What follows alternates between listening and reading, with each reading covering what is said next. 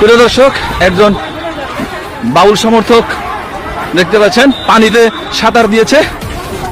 দেখুন দেখুন দেখুন, এখানে আলেম ওলামা তাওহীদি জনতার ব্যানারে যারা এসেছিল তারা কিন্তু ধাওয়া করেছে, তারা পানিতে চলে গেছে। একজন এই পাশে আছে, একজন পাশে আছে, একজন সাঁতরে ওপার যাচ্ছে।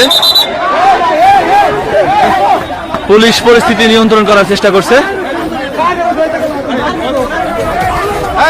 সাঁতরে উপার যাওয়ার চেষ্টা করছে বাউল সমর্থক।